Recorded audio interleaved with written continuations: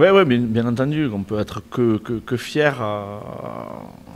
Voilà, c'est une soirée comme on les espère, comme on les rêve et qui arrive de temps en temps. C'est vrai que on a pris l'habitude de faire du spectacle à Pompidou, de marquer beaucoup de points. Ça a été encore le cas ce soir. Je suis content parce que j'ai essayé de booster mes garçons avant le match, de les motiver parce que même si je me fiche entre guillemets de ce qu'on peut penser de nous, de notre équipe, de notre jeu, mais je regrette des fois de voir, alors je sais que ça reste des journalistes et des applications, mais quand je vois que la semaine dernière on nous pronostique Béziers vainqueur avec bonus offensif, j'ai l'impression que des fois on n'est pas lucide sur la qualité de ce club, de la façon dont on évolue, comment on grandit. Et je leur ai dit qu'à un moment donné, le respect ça se gagne aussi et que quoi de mieux qu'un jeudi soir devant la France du rugby, de démontrer à tout le monde qu'il faut arrêter de nous voir comme la petite équipe. Et ça te fait quoi d'être troisième bon, après, il reste toute une journée demain, mais enfin, on sera sur le podium, oui c'est vrai. Mais il y a de la fierté forcément, il y a beaucoup de plaisir, de joie d'être en haut du tableau. On a tellement bavé la saison dernière, on était 16e, on trimait, on doutait par moments bien entendu. On savoure, sincèrement, c'est top. Après, on sait que c'est long. Voilà, il reste encore 3 matchs importants dans ce bloc. Mais 8 journées, être troisième, voilà, c'est plus anecdotique. À un moment donné, 6 victoires, 2 défaites. Avec la manière.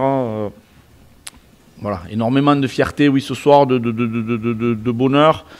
Voilà, je l'ai dit devant tout le monde aussi et je veux quand même réinsister sur ça, féliciter tout l'ensemble du staff. On a fait 2 matchs à très haute intensité en 6 jours. On a senti sur le début du match qu'il y avait un peu plus de fraîcheur chez les Agenais. Mais voilà, il a fallu bien bosser la préparation physique, les prépas, la cellule médicale, les kinés. Scott Romain, bien évidemment, en conquête, on est incroyable, en touche, en mêlée, les molles. Enfin voilà, en très peu de temps, on a fait une bonne semaine où on a très bien travaillé, où on a réussi à remettre les garçons avec une énergie incroyable. Donc voilà, c'est vraiment la victoire de tout un club ce soir, de tout un staff, une équipe, un club qui progresse. Et je suis fier et content de ça.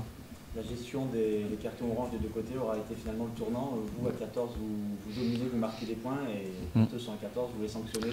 Ça fait quelques semaines aussi que je vous parle de l'évolution de la maturité de cette équipe qui grandit, qui apprend, qui progresse. Et il y a encore, voilà, il y a totalement une démonstration encore ce soir. Ce carton orange, 20 minutes à 14. Et ils ont maîtrisé ça, ils ont géré ça sur le terrain de main de maître. Ils ont été très pragmatiques, très lucides, très propres sur ce qu'ils ont proposé. Et c'est nous qui avons scoré. Et inversement, quand nous on a été un de plus, on a su enfoncer le clou, accélérer. J'aime ça, d'être capable de maîtriser le rythme, imposer ce qu'on a envie d'imposer, gérer les temps faibles, les temps forts. Voilà, donc ils m'ont encore, je dirais pas surpris parce que j'ai vraiment, je crois énormément en cette équipe, en ce groupe. Je sais le potentiel qu'ils ont, mais semaine après semaine, être capable de le mettre en application. Voilà, on sent une vraie sérénité quand ils sont sur le terrain. Ça s'affole pas, ça maîtrise les choses, et ça c'est très plaisant. 26 points, c'est beaucoup, c'est énorme. C'est plus. C'est ça. L'année dernière, on était à 24 et l'année d'avant à 26 à la trêve de Noël à la fin des matchs allés. C'est énorme, mais si vous regardez sur l'année civile, les matchs retour de la saison dernière, 40 points, 26 points en 8 matchs. Voilà, on est sur un rythme depuis 2025 de top équipe de Pro D2. Donc voilà, avec toujours beaucoup d'humilité, on ne va pas s'enflammer, mais à un moment donné, voilà, on va aussi se découvrir et on va rêver, on va continuer à rêver longtemps, mais en étant attentif, ça va vite dans un sens, dans l'autre. Mais avec cet état d'esprit-là, cette façon qu'on a de travailler la semaine, cette concentration, ce sérieux, cette ambiance qu'il y a, la manière dont ils s'entendent, voilà, je suis hyper optimiste et hyper enthousiaste pour la suite. entendu ce soir. Ouais, ça s'est entendu. On a vu qu'ils ils ont défendu avec nous, ils se sont enflammés sur des séquences offensives intéressantes. On a même pu voir là ou là. Non, quand je dis tout un club, j'inclus bien sûr la ville, les supporters, le public. On sent qu'il y a quelque chose, que ça prend, que ça se développe. Voilà, on envoie des messages. C'est pas facile de venir à Pompidou. Tant mieux pourvu que ça dure. Bon, j'avais juste deux petites questions, mais hors Valence, cette semaine en équipe de France, il y a le pseudonyme qui a été appelé, que tu connais bien. Jimmy. Est-ce que tu es surpris de le voir intégrer?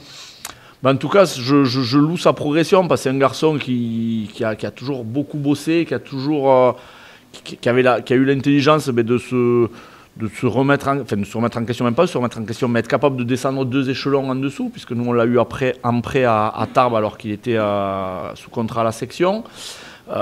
Il était venu avec beaucoup d'humilité, avec la volonté de progresser. On lui avait permis de s'aguerrir, de jouer avec des adultes. On sait que ce championnat national il est quand même relevé de plus en plus. Et voilà, et il a su être patient, progresser. Mais c'est aussi louer le travail de Sepp Piccheroni qui a eu cette lucidité-là de vouloir bosser avec nous pour lui donner du temps de jeu. Et c'est un super exemple, je trouve, pour les jeunes qui des fois se meurent en espoir dans des équipes. Et être capable de redescendre d'1 ou 2 divisions pour gagner du temps de jeu, s'aguerrir et progresser, ça peut ouvrir des portes. Donc très content pour Jimmy. Et est-ce que tu as un regard un peu sur le début de saison du B de Tarbes? Vous êtes de là-bas ou quoi?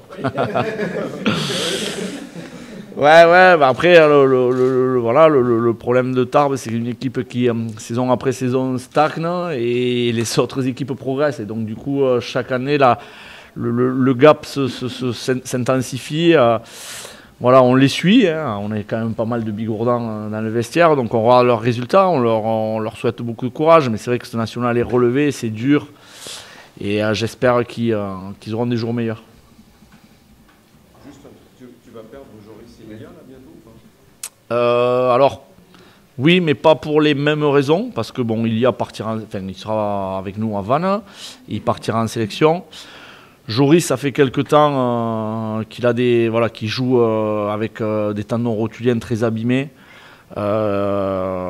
Il souffre, il est géré la semaine, il n'est pas, même s'il est performant, il n'est pas à 100%. Et on avait convenu avec la cellule médicale au début du bloc que Joris jouerait ses 2 premiers matchs, à savoir Béziers et Agen, et on soignerait ses genoux sérieusement. Donc là, il sera arrêté jusqu'à certainement début janvier, mais pas pour partir en sélection, pour soigner ses genoux parce qu'il en a vraiment besoin. Ah ouais, d'accord. En plus, il y a un protocole commotion ce soir. Oui. Mais bon, il était bien, il se sentait bien. Joris, on va le gérer par rapport à ses genoux surtout parce qu'il commence à l'avoir dur. Autant mentalement que physiquement, il souffre la semaine, il serre les dents le week-end et on aura besoin d'un Joris en forme rapidement.